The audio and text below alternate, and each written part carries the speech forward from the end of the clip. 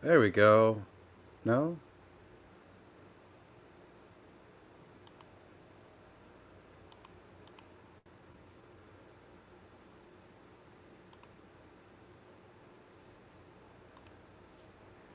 It says live, but I still can't see anything. Like, what?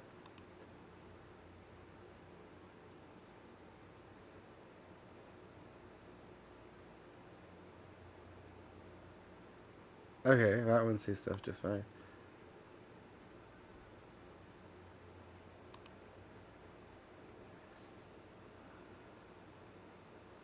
There we go.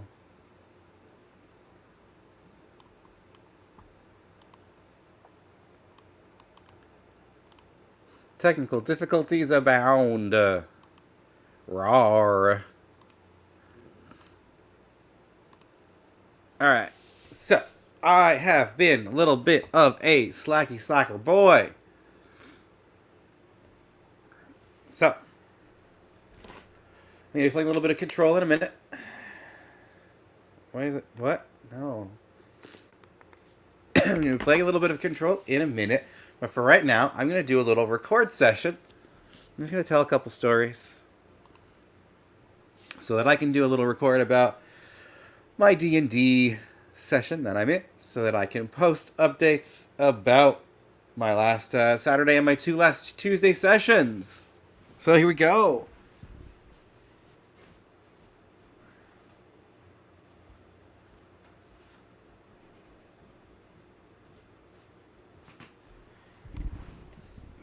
First, I'm going to grab my book.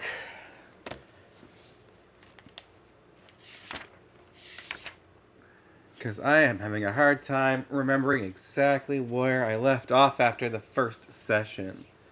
So we had a session 0 for Lumineth, and then... Oh, then we had a session 1.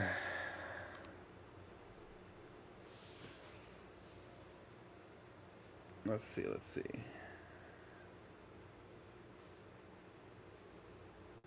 Oh. That's old info. Okay.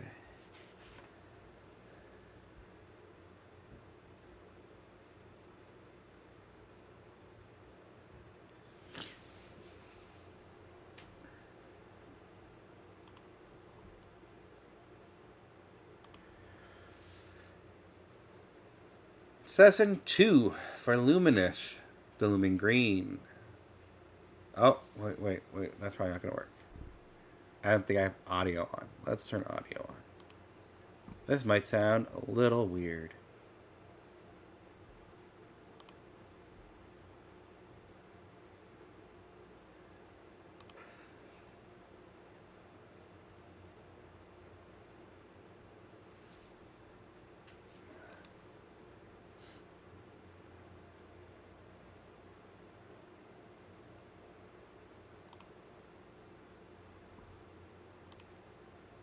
If you're getting double audio right now, I apologize. It's because I'm recording.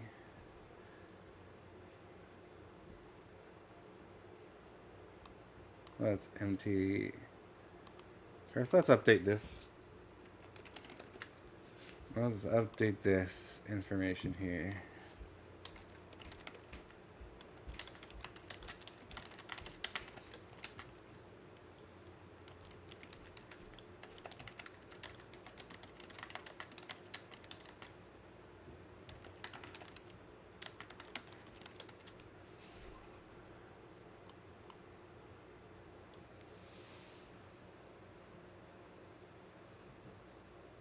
Great.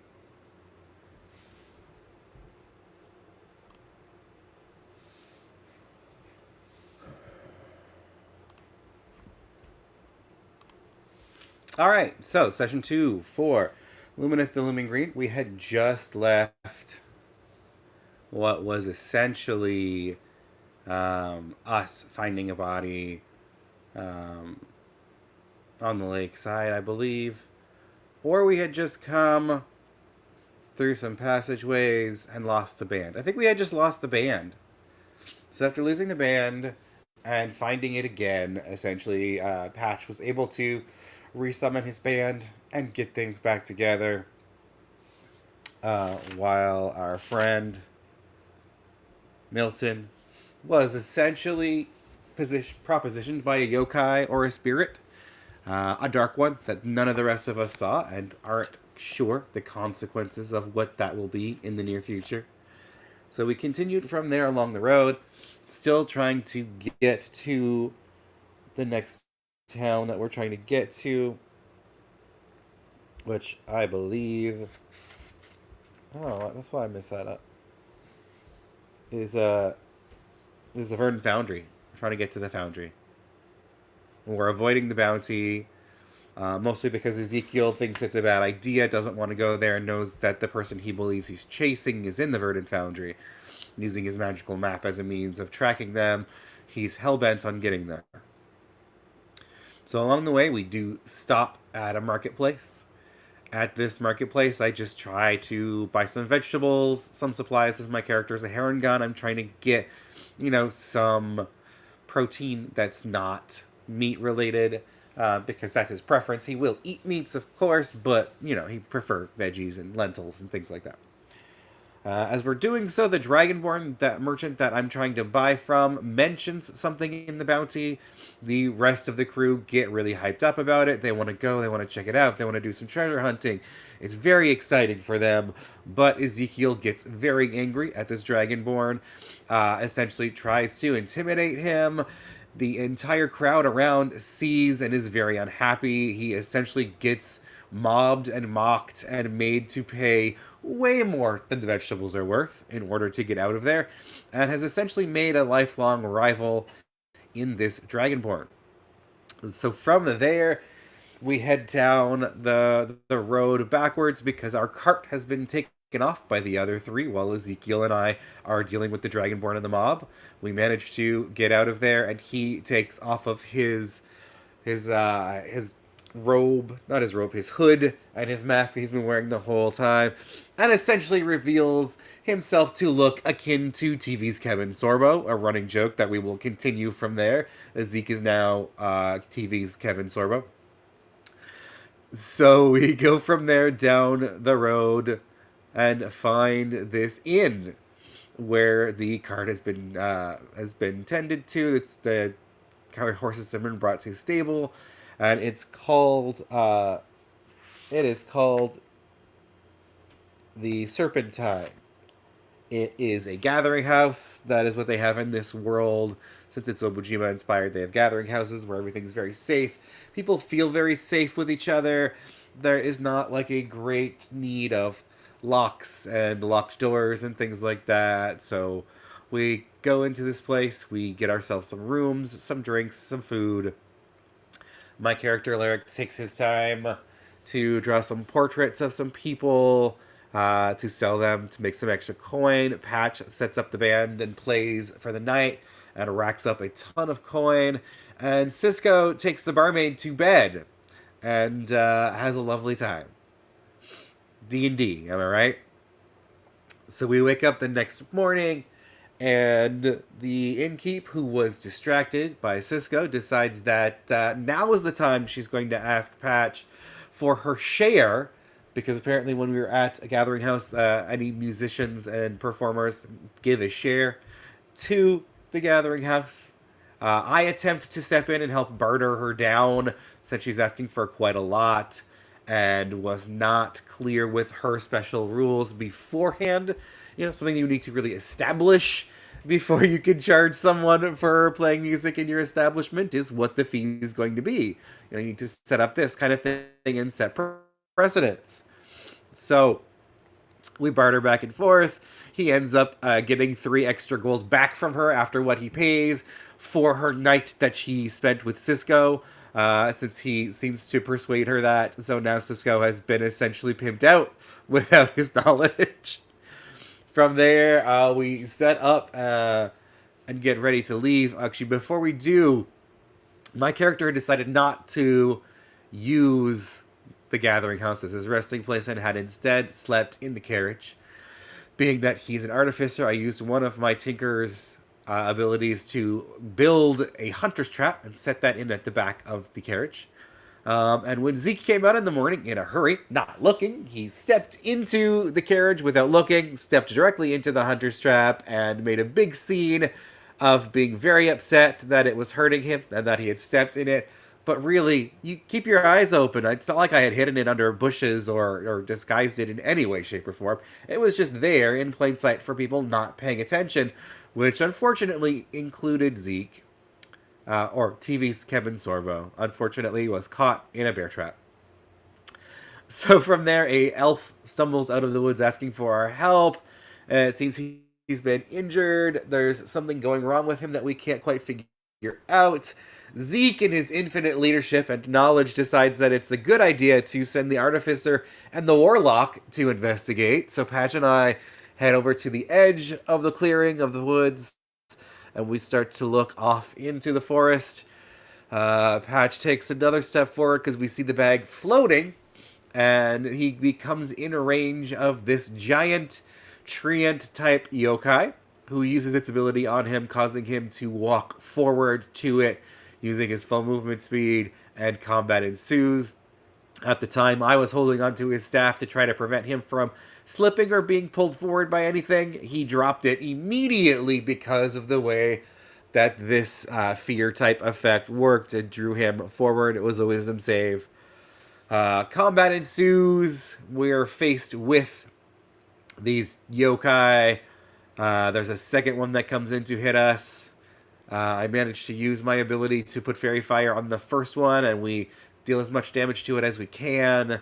They bring the trees around them to life, who start using these eyes that animate within them to try to root us in place or with a fear effect. We manage to kill the two of them. It does quite, burden us with some damage, burns resources and makes us quite stressed, and we retrieve the bag.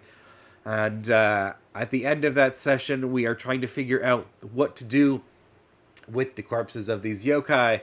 So Lyric makes a religion check and finds out that in order to get rid of a yokai body, what you do with it is all based off of intent. If you are to approach it in kind of a malevolent way, then it may come back and try to attack you again. But if you have the intent of burying it and setting it to peace, when you place the ground upon it, the world itself will take care of the body and essentially send it off to ever after.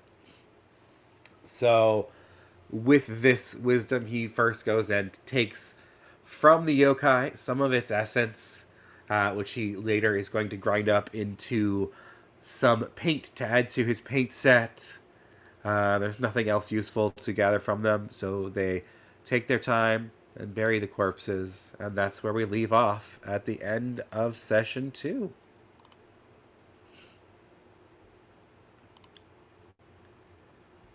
Fun, fun.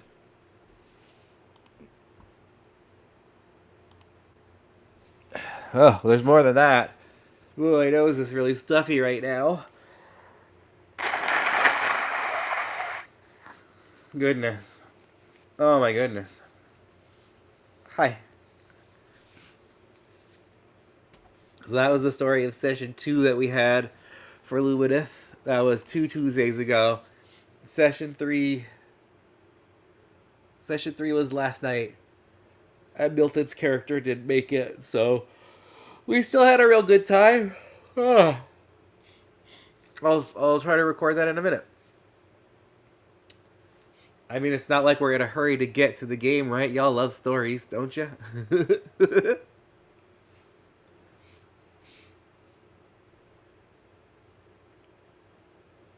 Oh.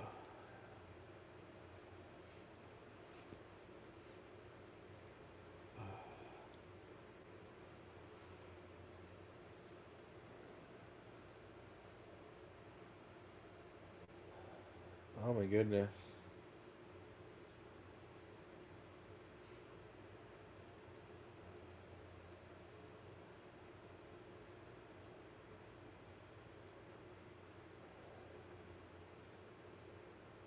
Richard, you're the brother I trust the most. Oh. Oh. I get the weirdest messages. from the spam bots on Twitter, on the tweeting place, the bird place, the bird app. Show what? Like here, someone's asking to see my model. Well, I'm live right now. Come and see! Exclamation point. And then we're going to put twitch.tv/Chibi Leviathan. Because that's who I am and where I am. So I'm right here.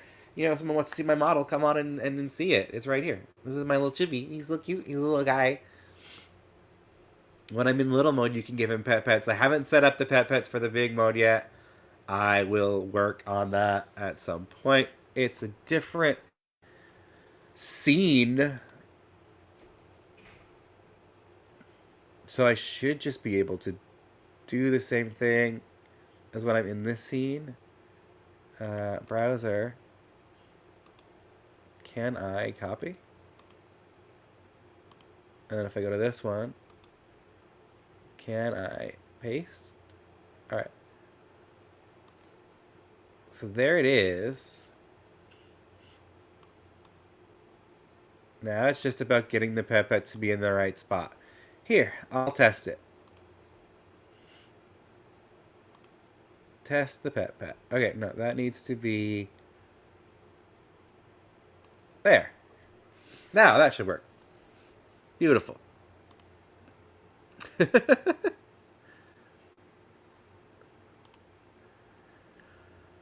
All right. Should we record session 3? Are we all ready? For me to rant again about Dungeons and Dragons?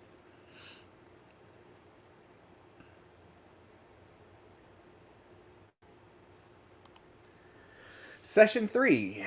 Oh, hey, I gotta hit record first. I'm silly.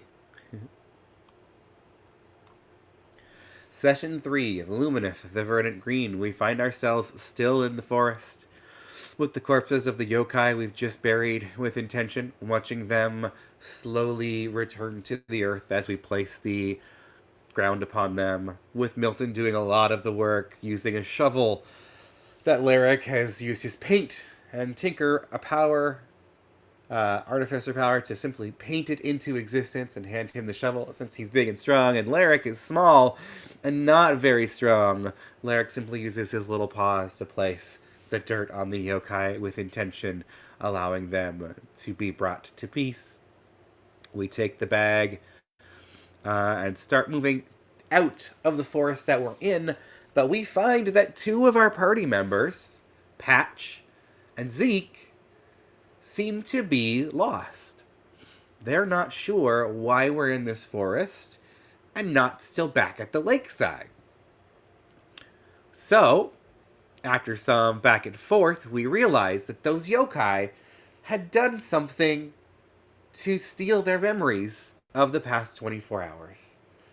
With my knowledge and Cisco the Druid's knowledge, we figure that that's something that was specific to these yokai that we can either try to have taken care of at like a local priest or cleric, or that may perchance wear off on its own.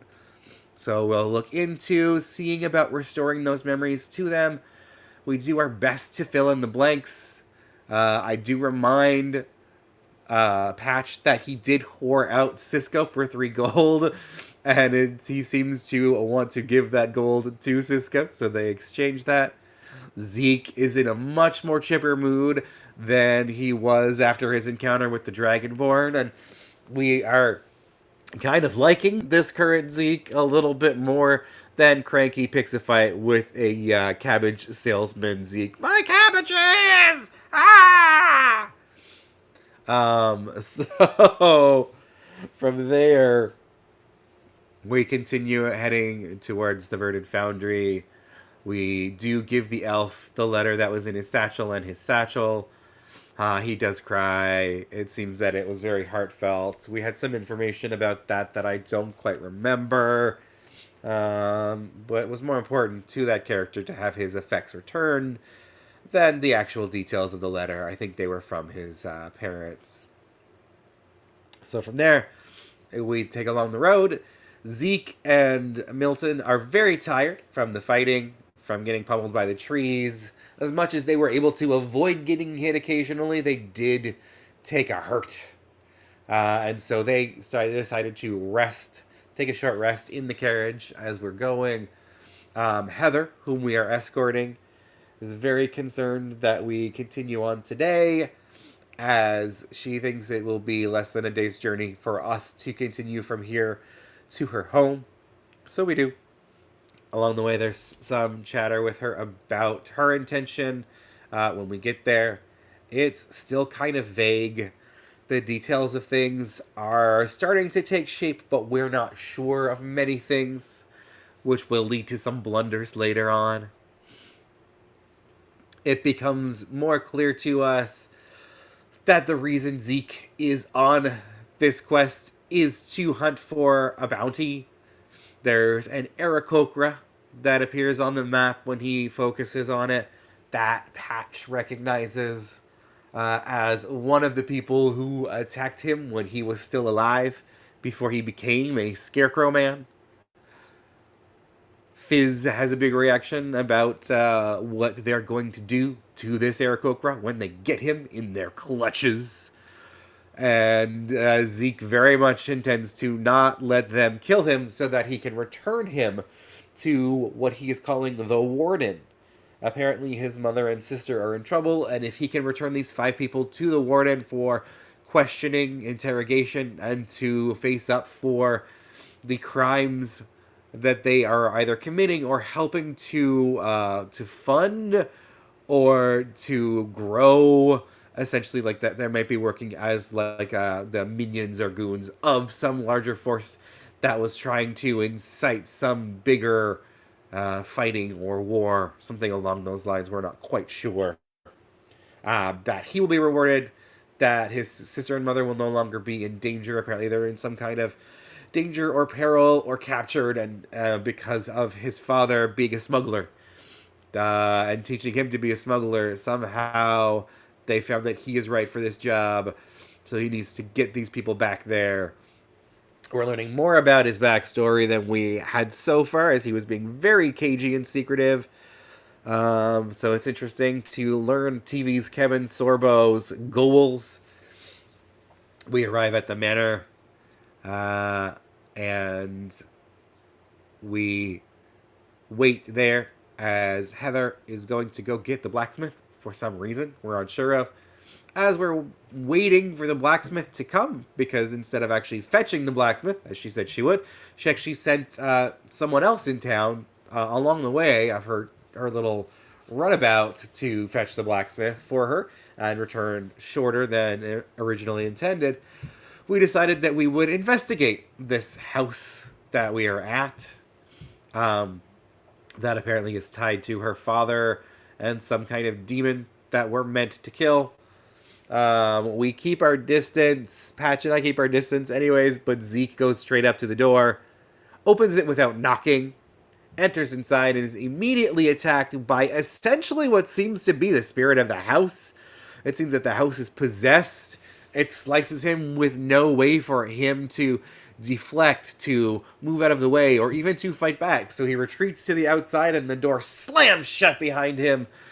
From the chastising he gets from Heather, it becomes abundantly clear to us that we should have waited, even though her warnings did not indicate the severity of the situation. So we instead learned firsthand exactly how extreme this house is. She then gets this artifact back from the blacksmith, and we learn that our quest, in fact, will not be simply to slay this demon that is possessing this house and affecting her father, but essentially to go and gather essence from different peoples of this world, including one Elderborn, a yokai, a spirit, and a celestial. We then, of course, demand further compensation, as we were just thought that we had to come here and fight something, destroy something, not go on a potentially, like, month-long or months-long, year-long campaign in order to gather these essences from what, a celestial that we have no way of finding one.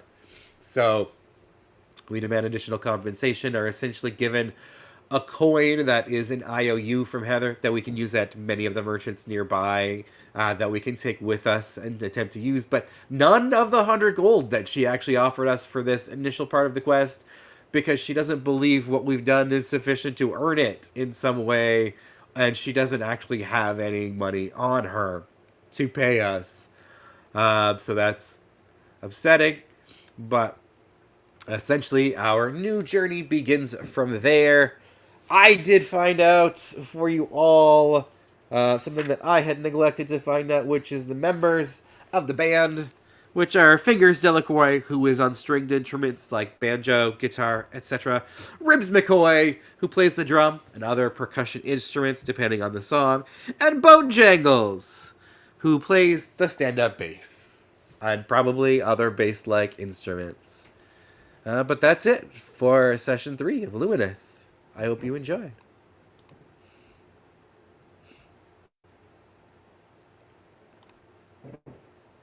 Alright.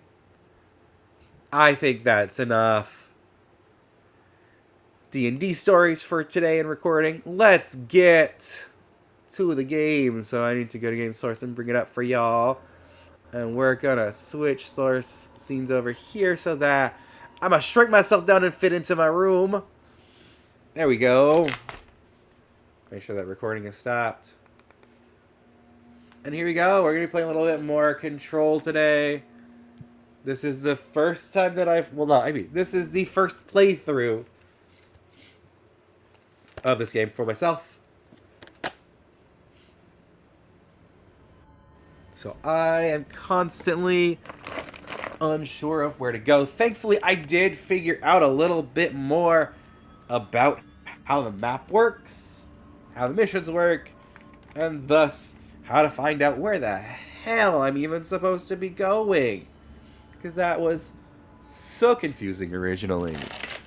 My goodness. You want to confuse a little Leviathan? Just shove them in a game without them understanding the tutorial or the rules, and they'll be very confused.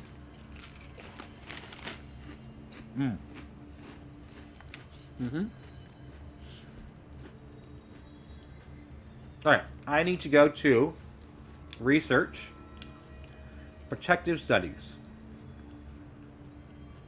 None of the places I seem to have been so far seem to be protective studies. So,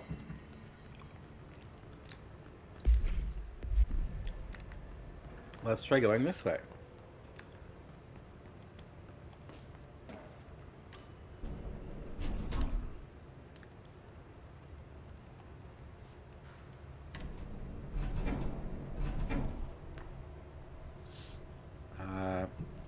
I'm not sure if I was supposed to get in the elevator or not. I was hoping it would give me a prompt for different places to go.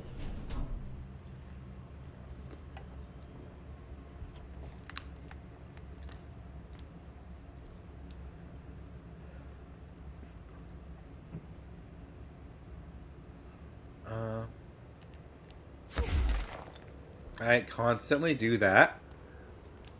Trying to close the map, I hit circle, which to me is the cancel button. But in this is dash.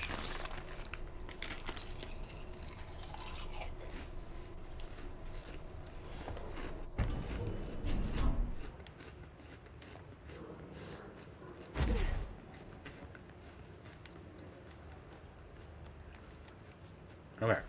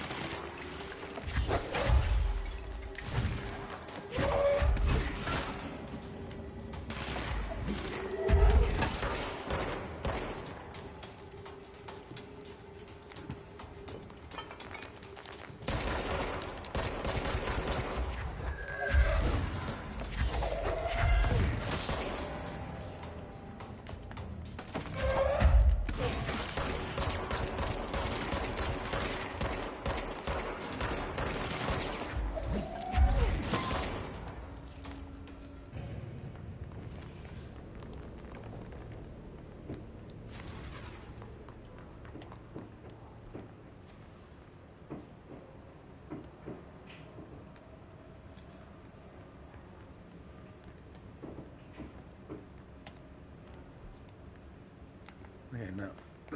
Not that way.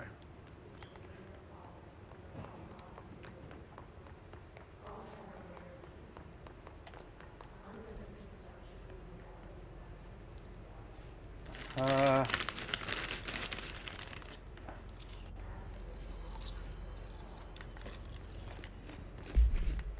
Hmm.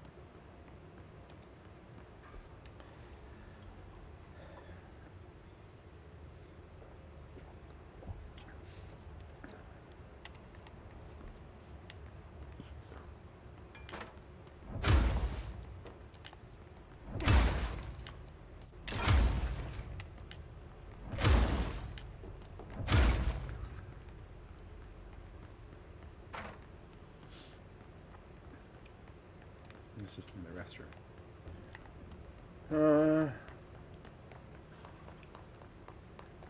Every time I look at the map, I feel like I just get more confused.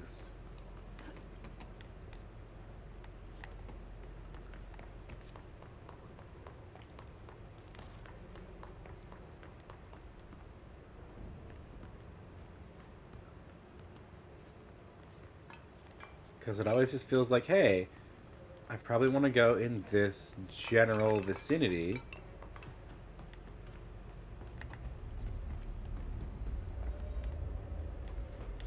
But when I attempt to do so, there's no way to go there.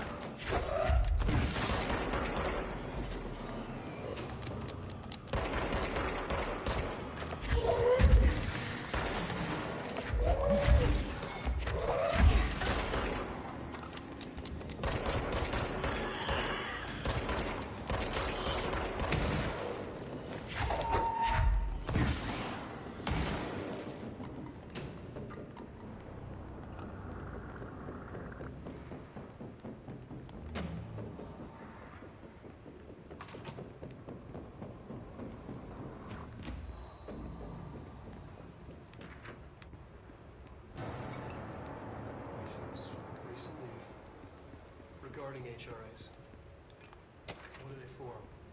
Do you always need to wear them? What's the deal with the Hedron resonance anyway? What?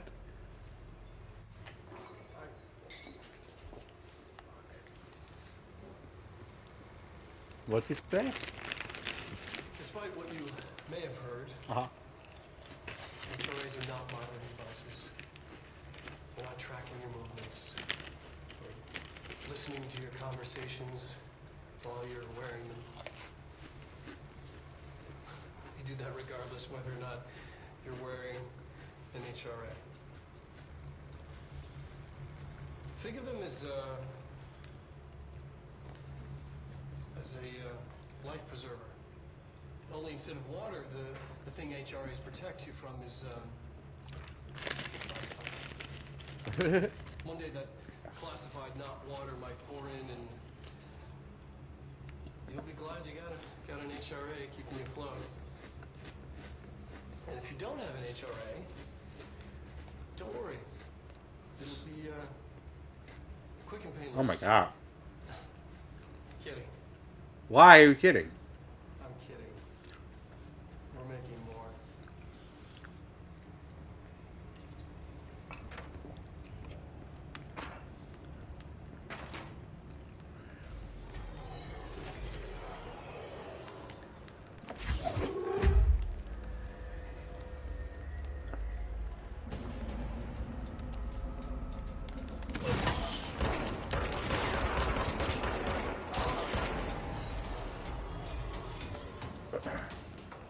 I didn't really want to go down there.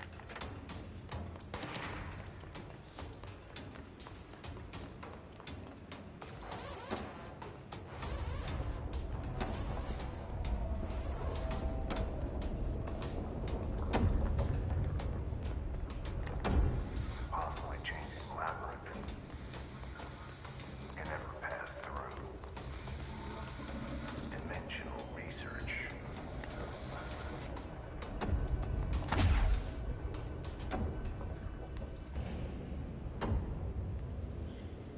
What do you mean impossibly changing? It just opened.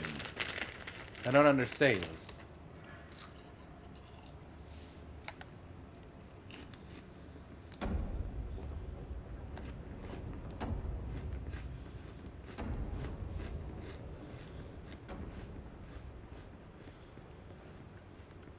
Oh, swaggy place of it. Oh.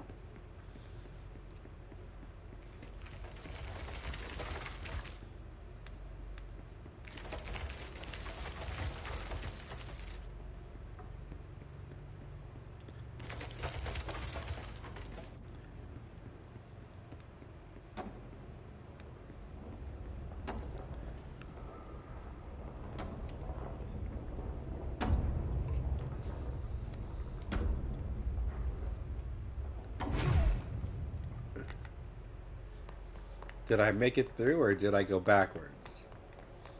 I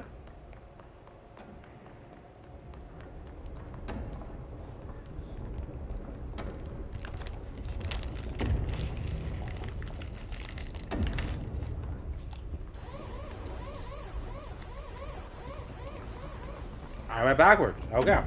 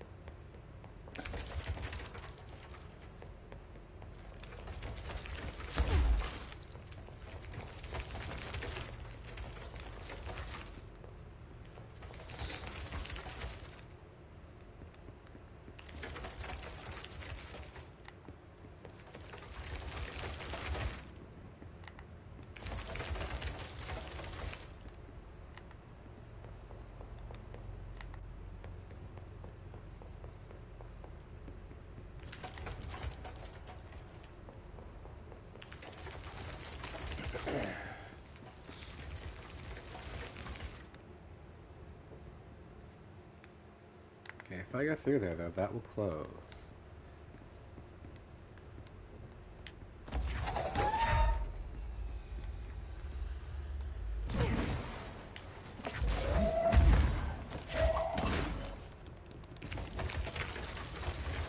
Why couldn't I dash? Really? It's the same bloody energy as throwing stuff? Really?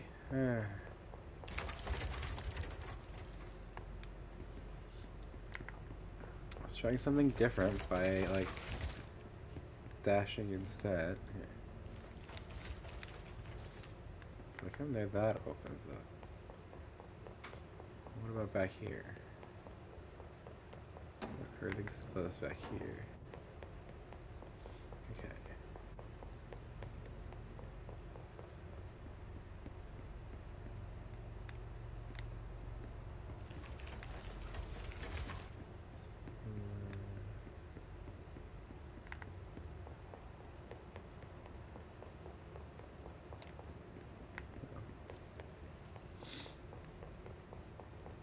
Nothing changes if I enter.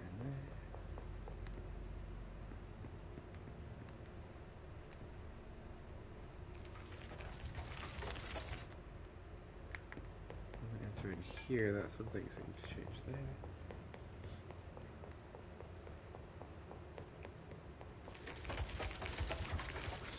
Okay.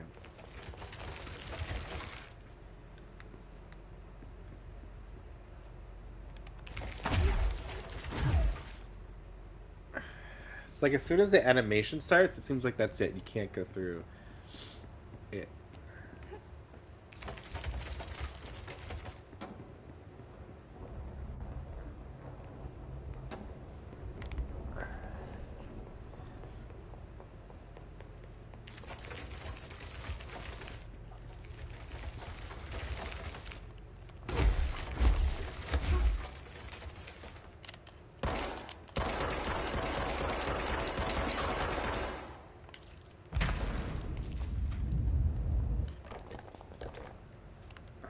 How do I get through that?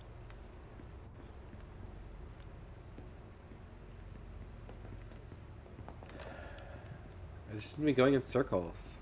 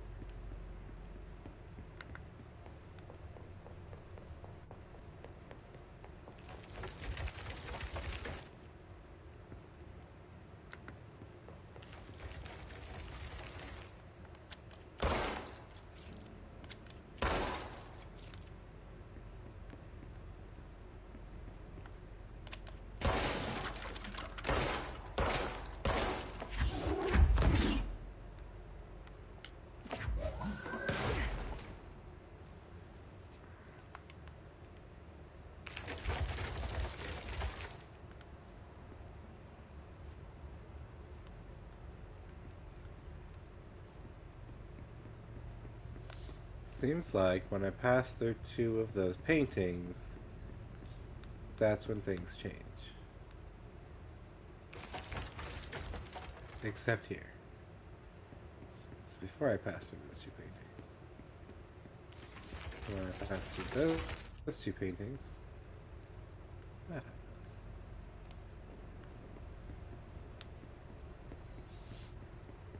When I pass through these two paintings, this happens. But immediately when I enter this room, something happens.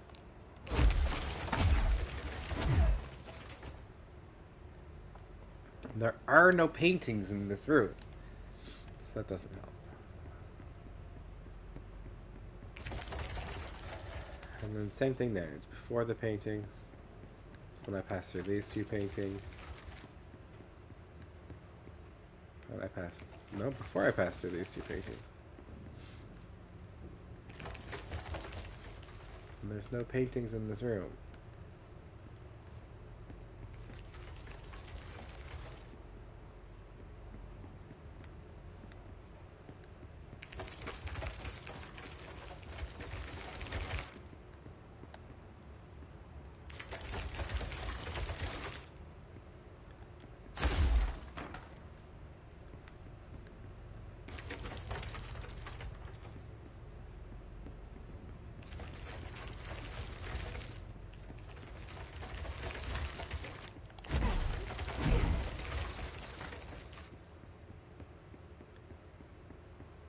I'm literally just walking around in circles.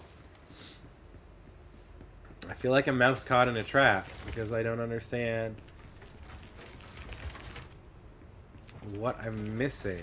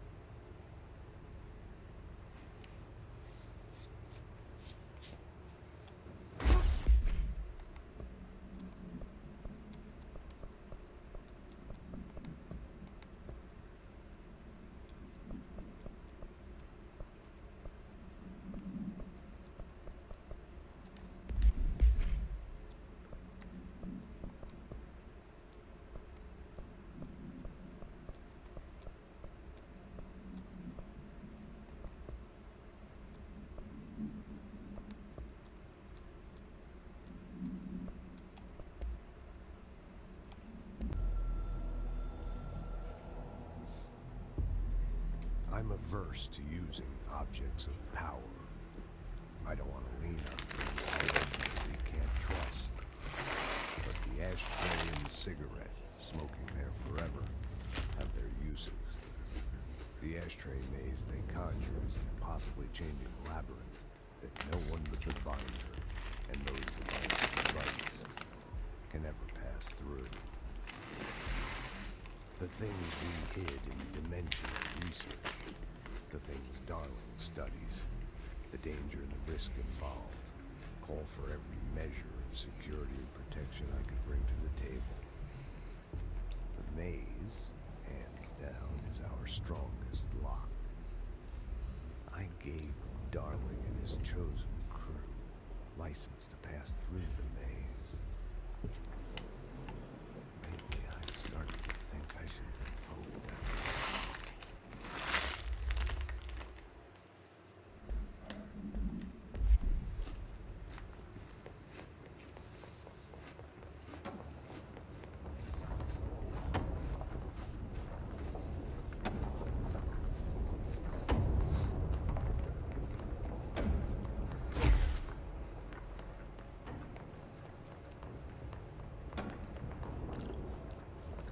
Where the fuck is protective studies?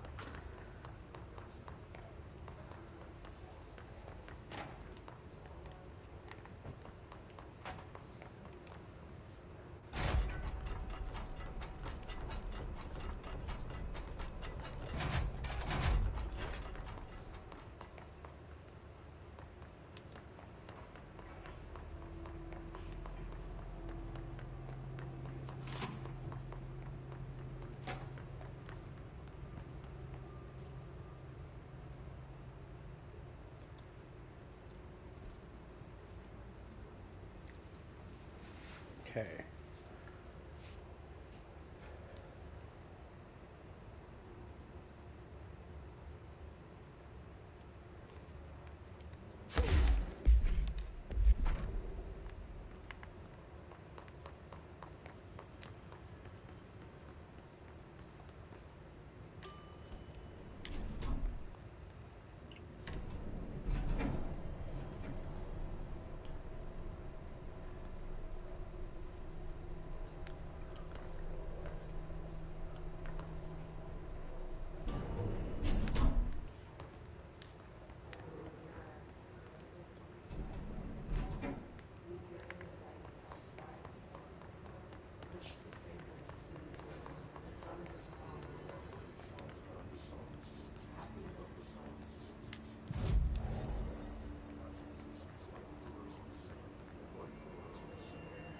That's luck and probability.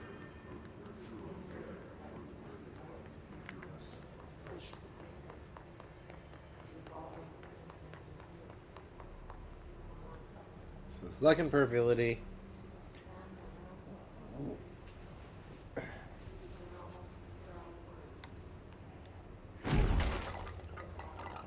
Ritual division, synchronicity lab, and protective study are all this way. If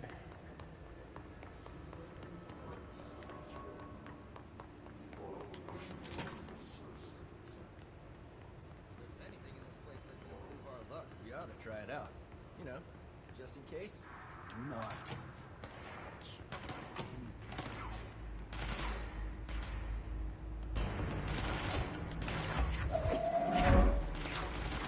I see rangers over there. We have to help them.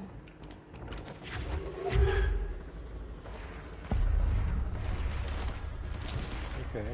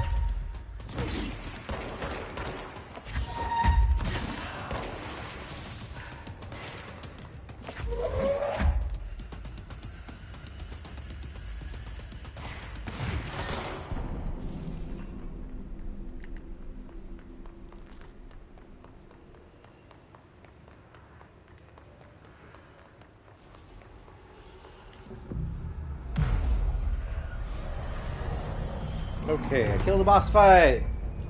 Yeah.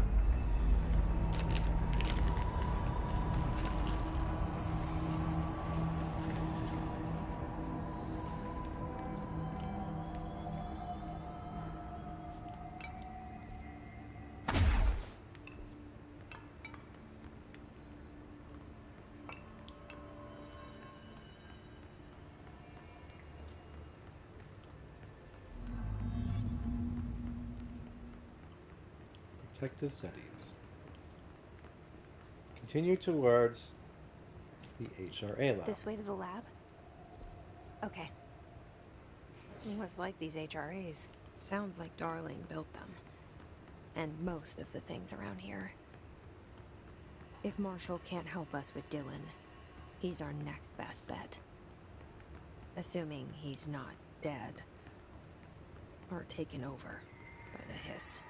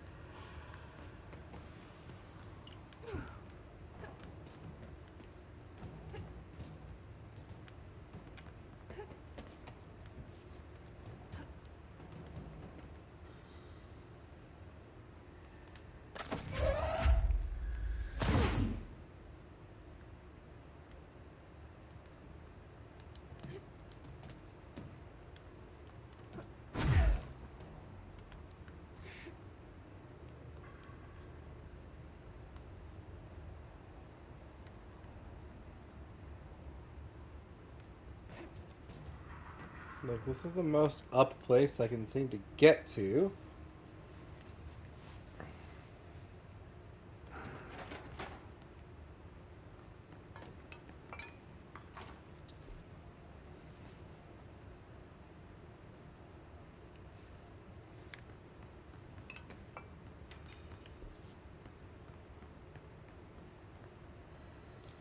Oh.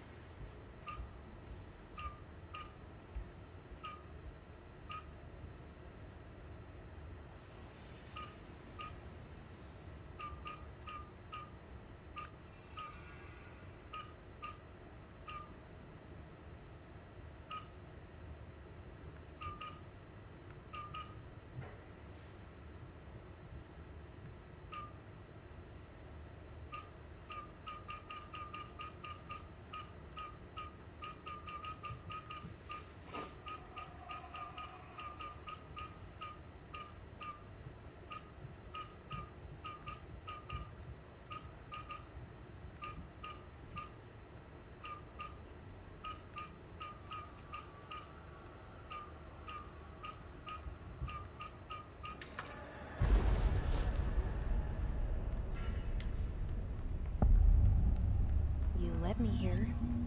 Any idea how to make it work? Here. I want to go back now because it seems like on the map that I was trying to get into the other half of that vent over here. Maybe it's easier to get into the half of the vent. Altered item number 52AE analysis, session 2. I will begin by introducing various stimuli to the enemy. First, a low voltage electrician.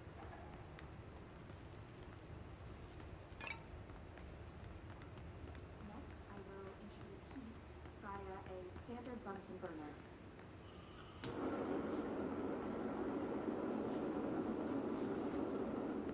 No response.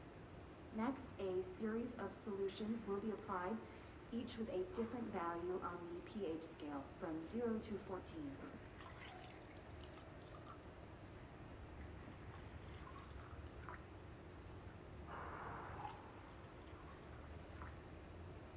No response to any value.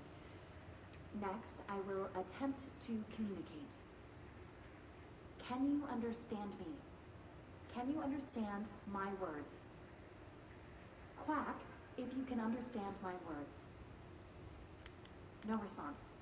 This concludes session 2. We'll need time to prepare further tests.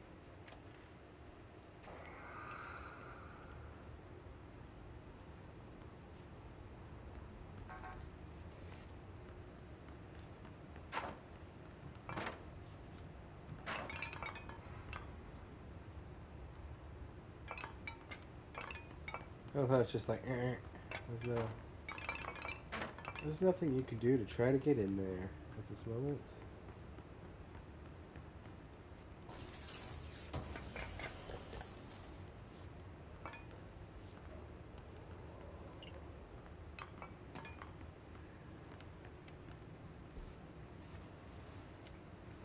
But it seems like somehow through this wall is the inside of that vent. Which is probably this.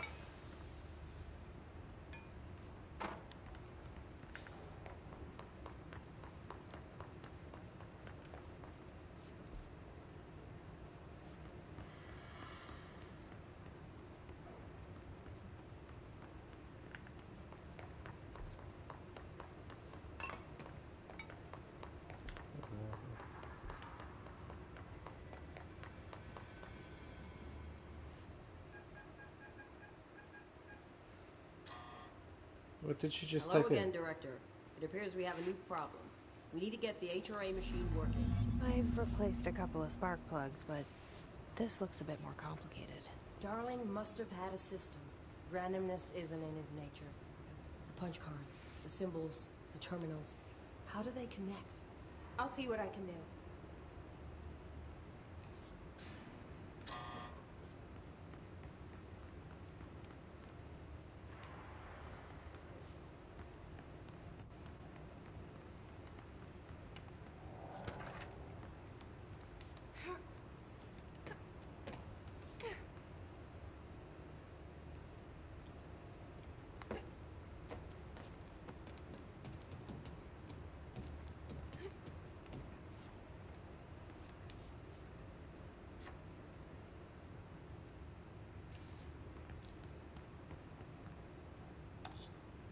So, we need to find all the punch cards.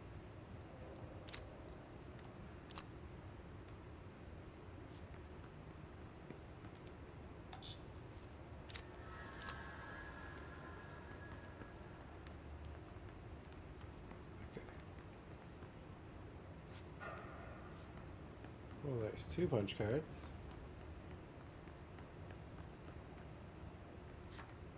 3 punch cards. 4 punch cards.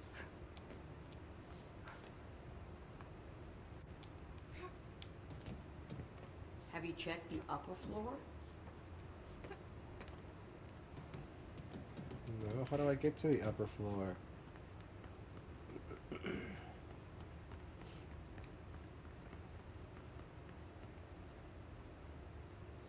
Forest of positive interactions.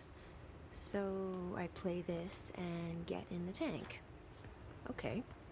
Self-reflection can bring answers. I read that somewhere. Okay, so the weirdest one, and then the dark one on the top one. Each punch card should correspond to a terminal.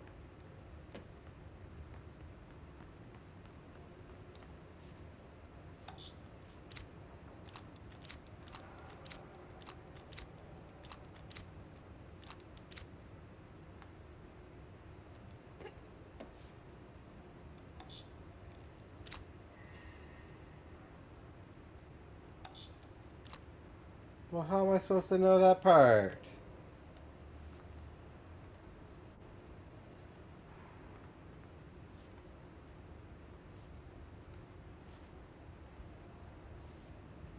These whiteboard drawings may be important.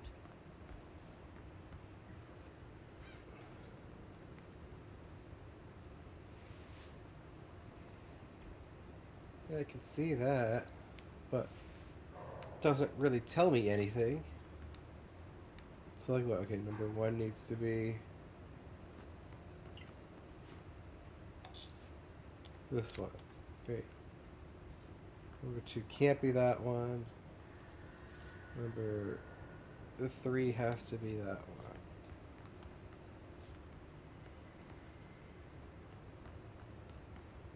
It looks like he was working on something to do with these symbols.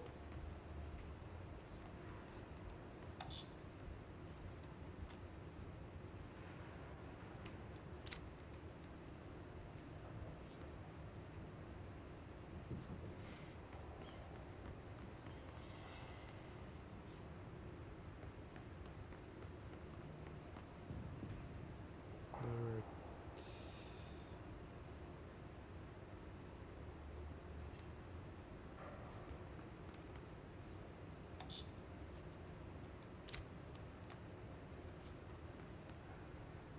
What do the symbols mean?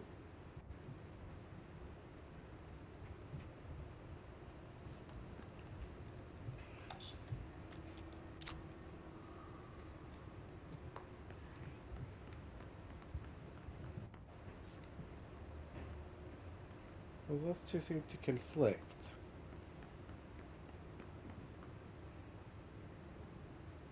Oh no, number 4 should be. Uh-oh. This one's number 5. Where's number 4?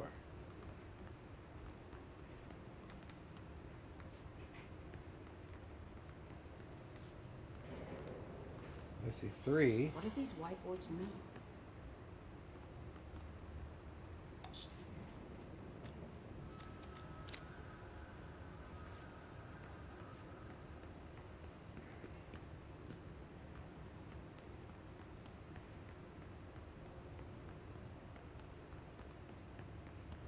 Is that upstairs?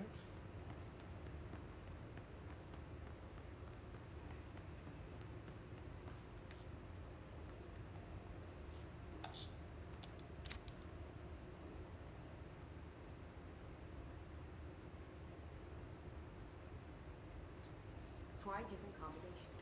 One of them has to be.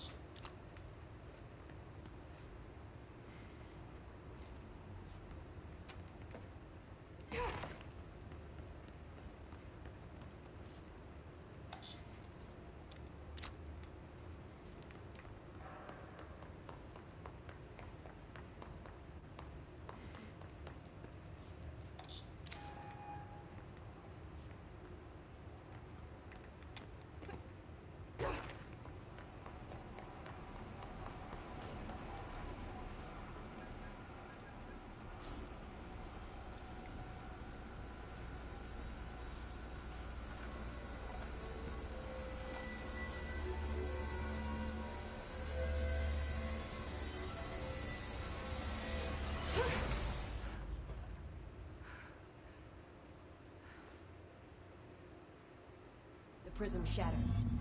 Darling's prototypes have a lot of issues. We need a new plan.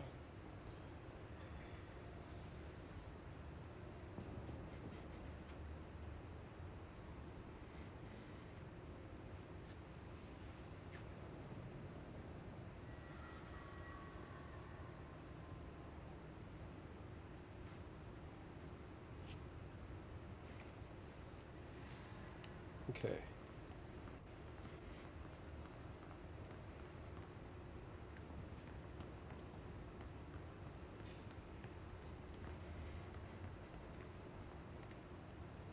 We need more black rock prisms to make this machine work.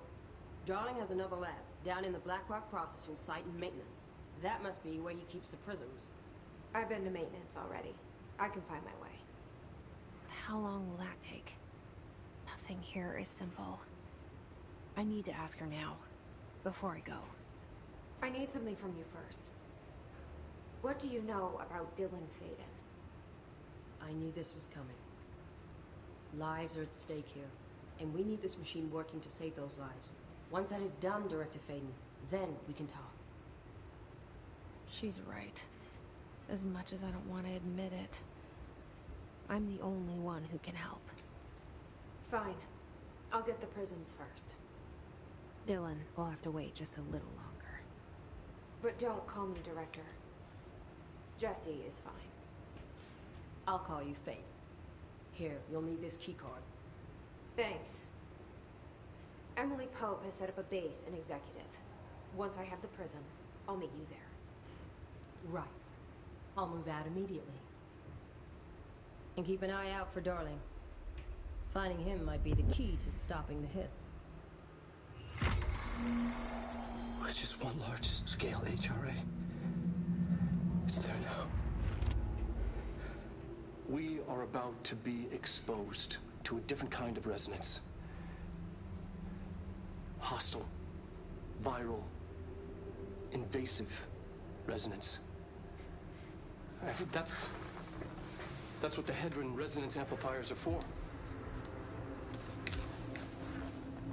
Taking the protection Hedron can provide us and keeping us from being wiped out.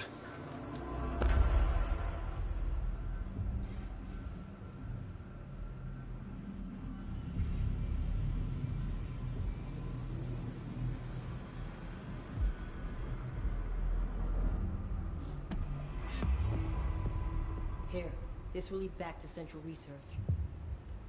Oh, nice. Shortcut. Bells! Hi, hi. Bellsbart just hit Bellsbart with a fireball. Oh, why'd you do that? You hit yourself. Did you not type in someone's name? You gotta type in someone's @name.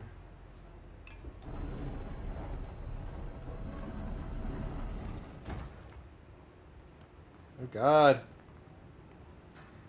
Between Nada and you, the bots are constantly winning. The AI has taken over the stream. Well, we don't have enough humanoids to rise up against you.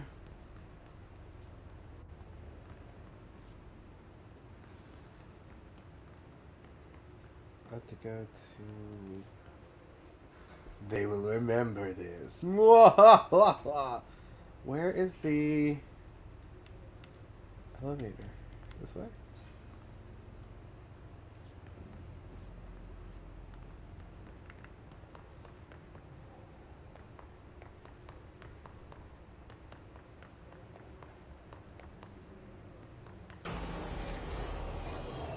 Nope, not that way.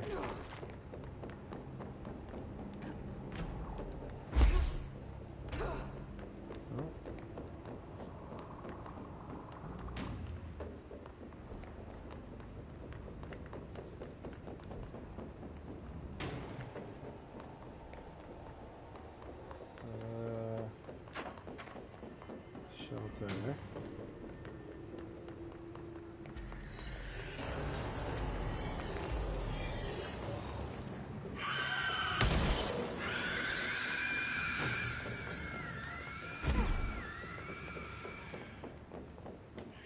Okay, bye.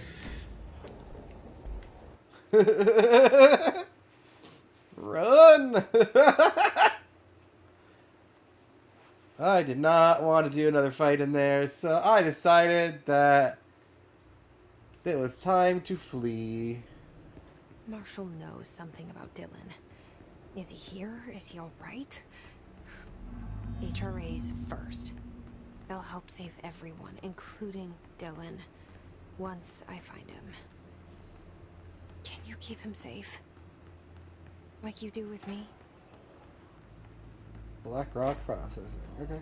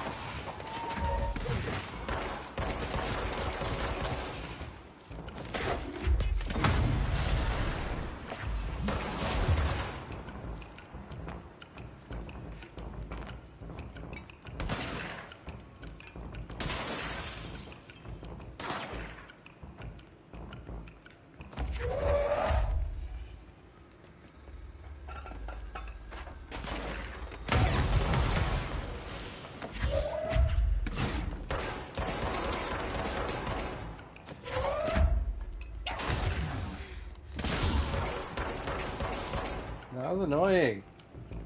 I couldn't even... Ah!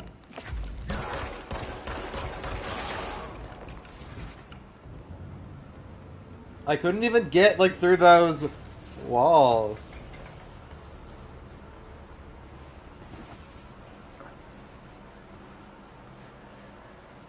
No, I think you casted it on you. Let me see if, yeah, pretty much.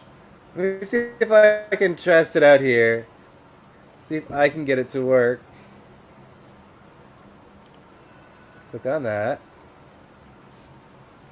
And then enter. Yeah, in-game, I get that now.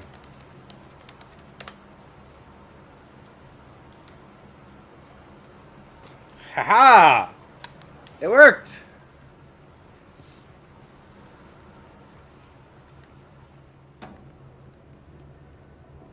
Success!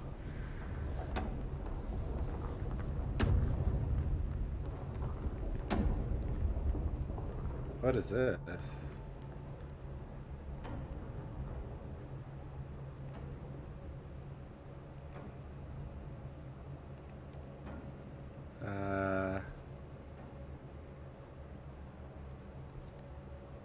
Am I just stuck here now?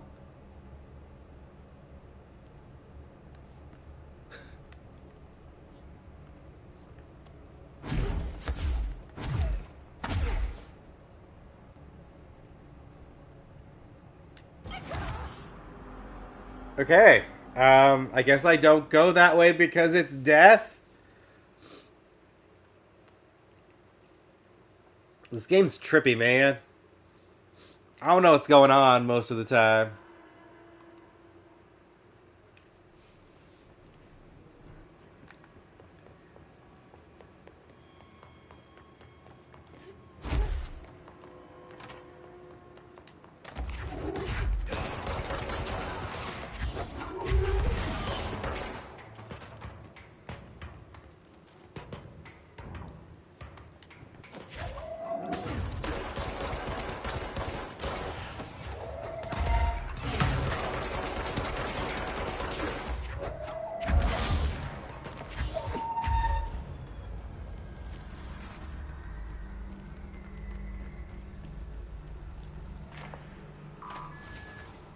The turbine room, okay. What the fuck?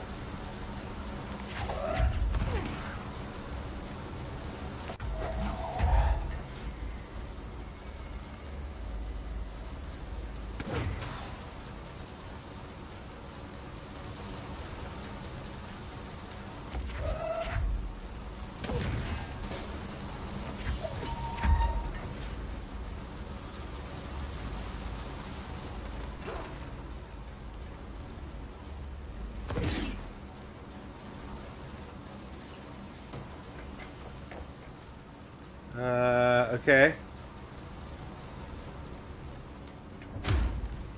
I mean, I fell down here. Okay, this is stairs. I was like, where do I go back? Or how the hell do I get out of this hole?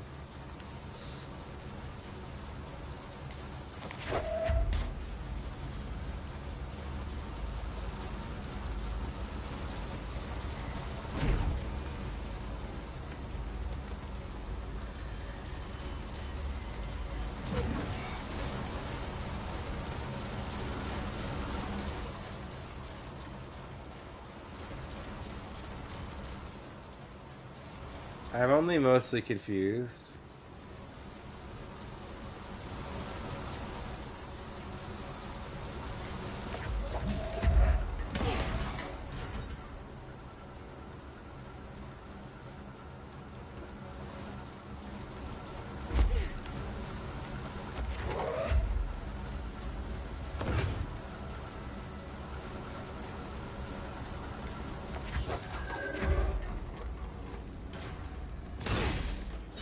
Alright, that works. Okay.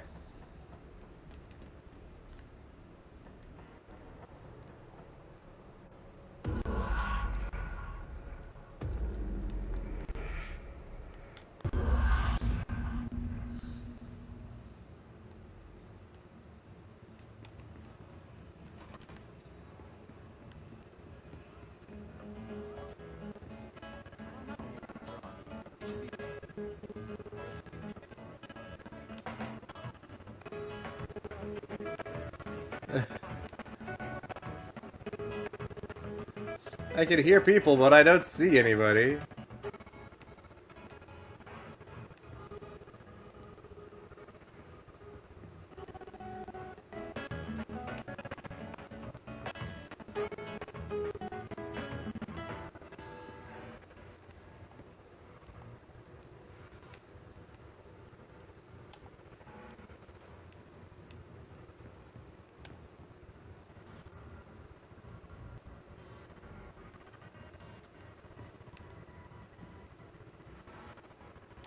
Okay.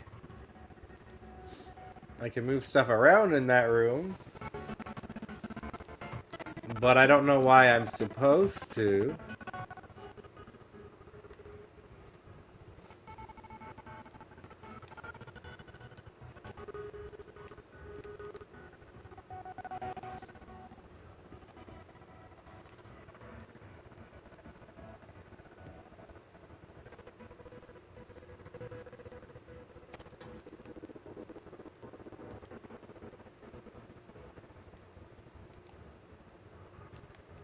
Okay.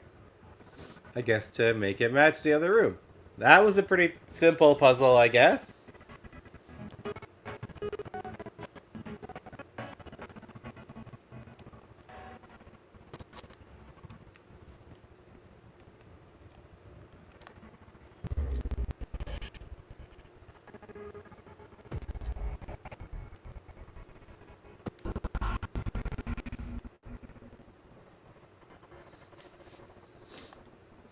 Well, that was weird and creepy.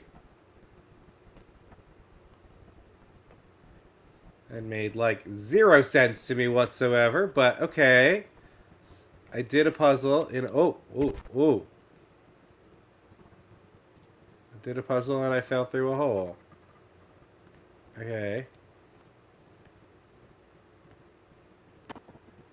Oh, can I go through here now because I did the puzzle? I can. It's not death in here anymore. Because I did the puzzle over somewhere. Great. Super. This is the Atlas Chamber. So we've got Atlas Chamber and then Black Rock Processing. I don't have level 4 clearance yet. Can I at least use the bathroom? Okay, great. I'm so glad that I can go destroy the bathroom. Thank you, thank you.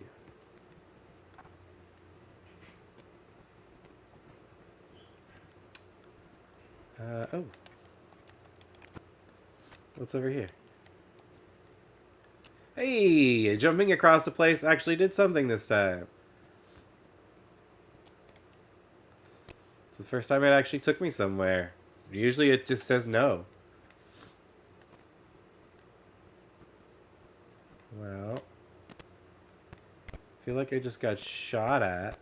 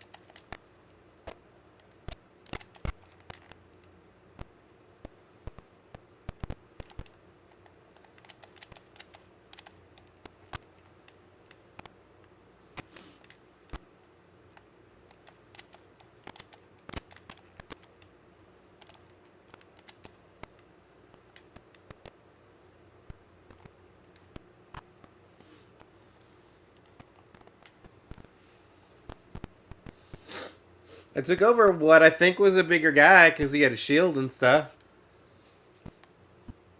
I hypnosis him to make him my puppet.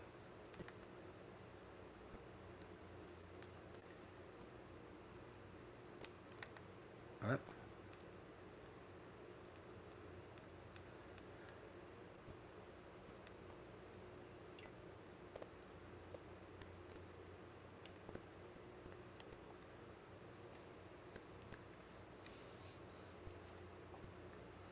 Okay.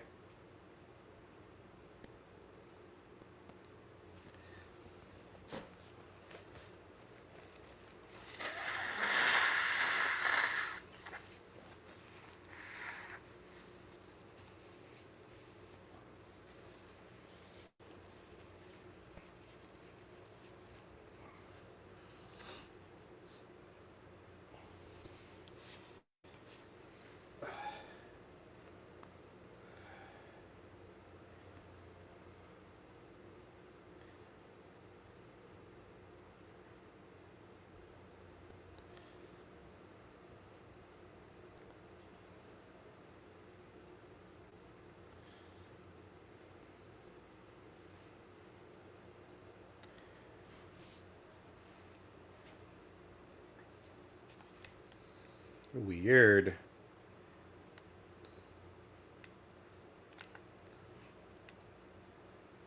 I'm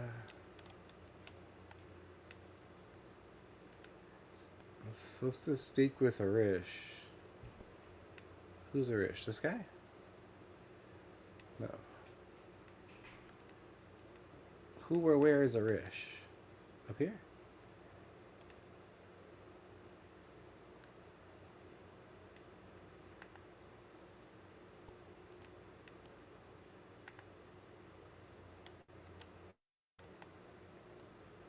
In there? How do I get in there?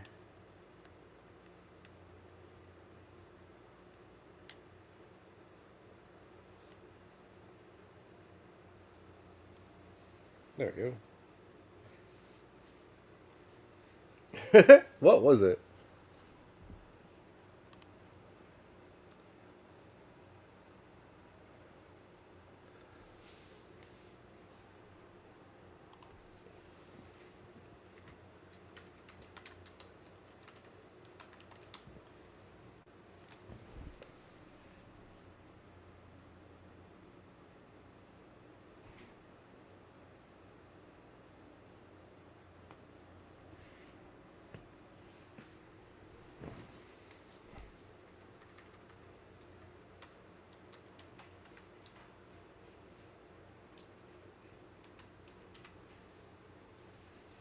Huh.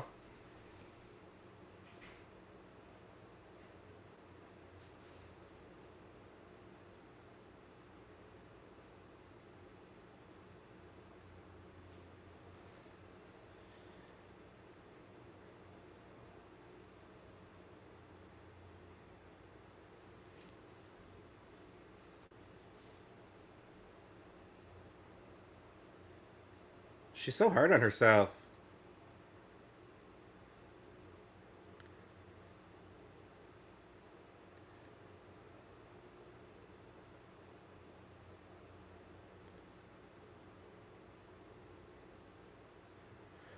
Aye, aye, Faden. Well,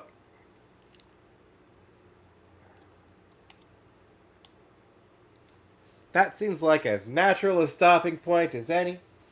So let's go say hi to one of my favorite, sometimes DVD, currently hightail, sometimes cosplay, sometimes maybe drag-ish, I'm not sure. Streamers, Sammy MJ. Here we go. Hope you guys had a great day. Stay hydrated!